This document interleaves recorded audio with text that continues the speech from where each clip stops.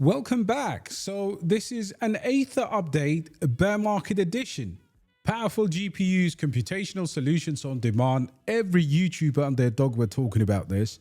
I specifically highlighted the inflationary period in 2026 and put out a warning not to hold this post October 2025. Hasn't disappointed. The price has, and it's lived up to the expectations that we predicted. But I'm going to give you a different angle today on this update. Smash a like, of course. Aethir. Everybody was talking about Aethir because the solutions for, in particularly AI, were very, very good. But do you need decentralized GPUs, decentralized storage, decentralized AI? This is an area that I'm actively challenging right now. And in particularly, in light of the recent craze with OpenClaw, and most of the deployments happening on AWS online, fraction of the cost deployed there, right? However, GPUs are in short supply globally. Now, I'm not saying be bullish about this because the price has been absolutely nothing shorter than ridiculous with the valuation, the tokenomics design. But AI innovations and, of course, GPUs, they go together. That's why Mac Minis in general have been flying out of the shelves because people are putting OpenClaw into Mac Minis. Now, of course, the question you need to ask yourself if you hold this or if you're thinking about buying this, are they still working? Are they here? And the truth is they are still putting out good posts and they are still building and collaborating, of course, and they are aiming for a few things. One, bringing globally distributed compute in the enterprise mainstream whilst making it decentralized. If it's a beneficial thing, you would obviously see this uptake come. Your data, of course, data privacy first with AI. Now, I do see AI and blockchain marriage getting better over the next couple of years. So perhaps maybe this is not a question we need to answer right now. We need to see the demand, the exponential demand that AI is going to bring into the world, and it has with OpenClaw.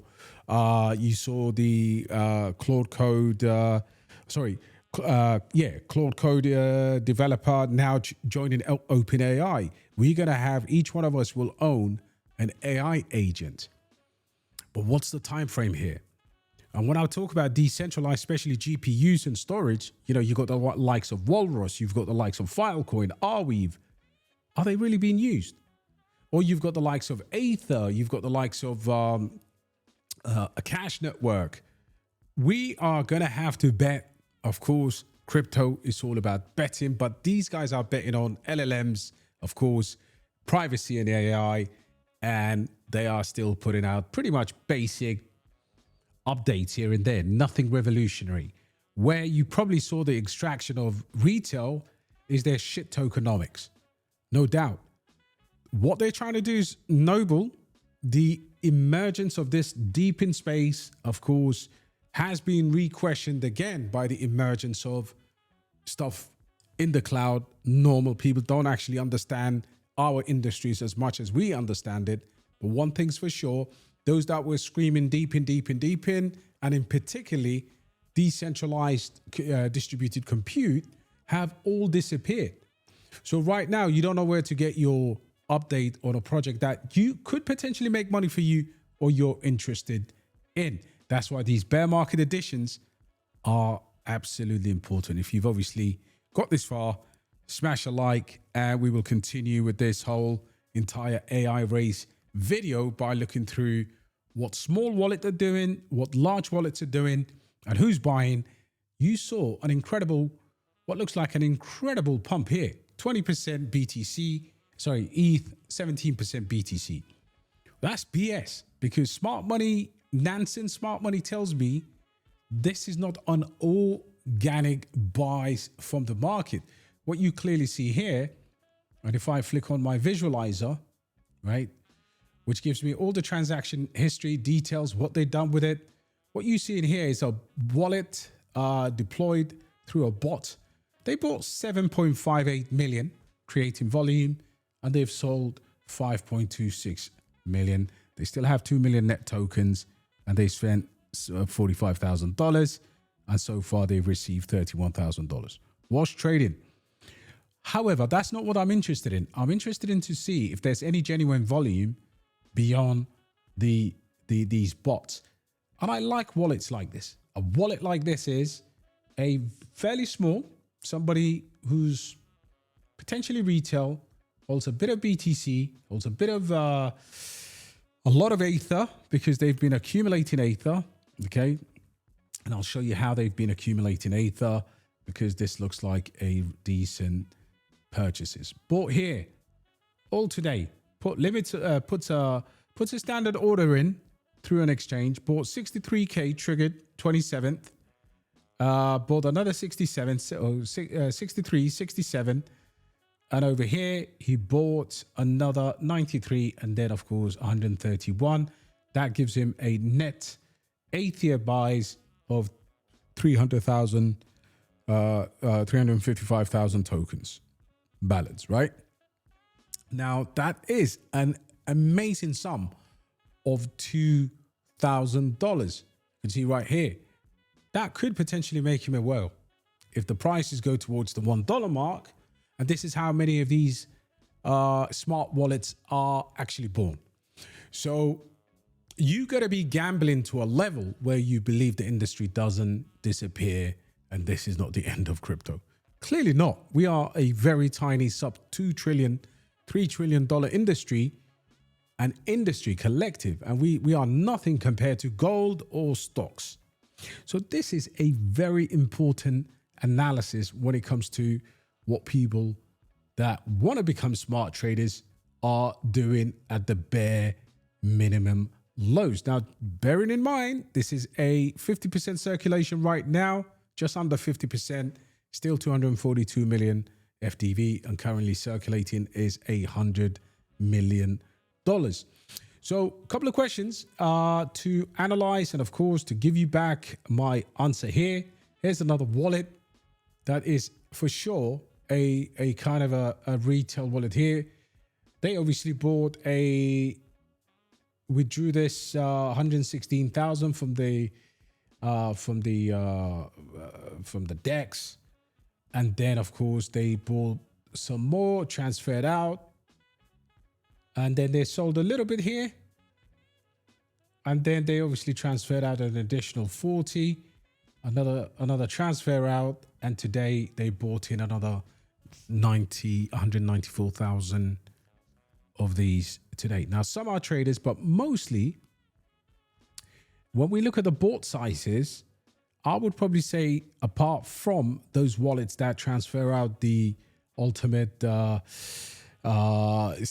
remaining tokens, 100%. You got to see these ones that hold 100% that are DCAing into the project, and you can see how much they're obviously buying for a specific amount of tokens, so or USDT.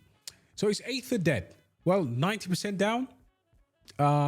From that perspective, yes, the price has capitulated, and the price seems to be pretty low at the moment. Their pricing model, okay, so they compare themselves to these other offerings here in terms of the services like AWS, and of course Microsoft Azure is there, Oracle is there, cloud infrastructure. So they seem to be fairly competitive. $1.25, of course. GPU in need, 100 NVIDIA H100s in stock, of course, and available. And of course, like I said, the ecosystem only benefits when you have, perhaps they should put some of this money into buybacks and announce that this is a project that is in desperate need of course, now 50% circulation is not bad at all, high 40s. However, GPUs will be here in the mainstream, but the real question remains if they can put that competitive go-to-market advantage, because we know now there's no reason as to why you couldn't get storage online, of course, perhaps maybe even run some of these files online like AWS, and take advantage of AI agents. So I think that is the pivot that they require if they are going to make a comeback. But however, it is absolutely compelling right now. Take all the noise out and you can see why we need a computational power. So people like CreatorBit are already customers of Aethir. Now, what we need to see, of course, is more AI agents to absolutely come on here, because that is going to create the economy that ultimately allows this to be able to return good profits, and that could potentially go down and get them to buy back the token. So I would give this a bear market score because they are still building. Price versus all-time high versus where they are today versus the hype.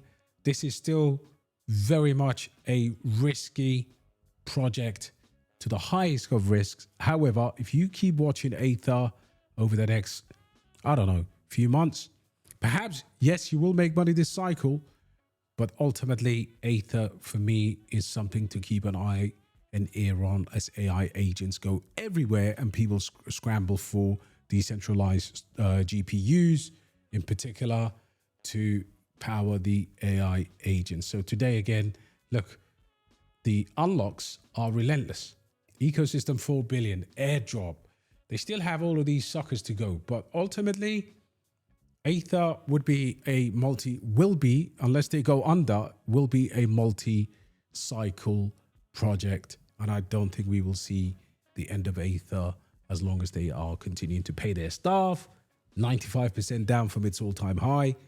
Very high risk, but I can see the rewards, providing that the inflation question is addressed. So I'll give it a score of 4 out of 10 for risk versus reward. Now, what you want is 10 out of 10. You want so where they score very high is the ability to generate revenue, right? You saw their competitive pricing there to the likes of Microsoft Azure, AWS and others. But what we need is a rethink of this strategy, and they need to somehow come up with a better way of explaining how these horrible tokenomics, in terms of the economics, it's not looking good, bruv. 4 out of 10, meaning it's very high risk, but the reward, all you got to do is spend a couple of $100 a week, a month, whatever. If it gets to $1, man, that's what you're looking for, right? With a market cap of circulating, even if we add these pressures, I mean, listen, it could be maybe if it runs 10, 15, $20 billion valuation on circulating market cap, could potentially see this price going up towards at least $0.50, 25, 30 bill to the dollar.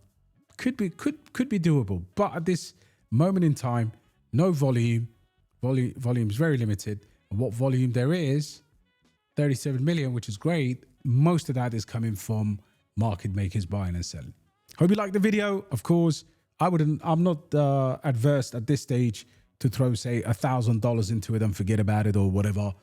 But that's when money is made. Like I said, Smart Money Nansen, we give you a absolute behind the scenes look at what whales are doing. And in my opinion, these are old decks. You can see investors are fed up, so they are dropping the token.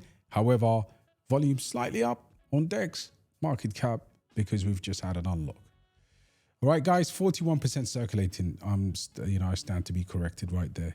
But anyway, let me know what you think. Do you hold this? Are you looking at this? Do you like the breakdown? Whatever. Smash a like. I'll see you on the next one. God bless. Take care.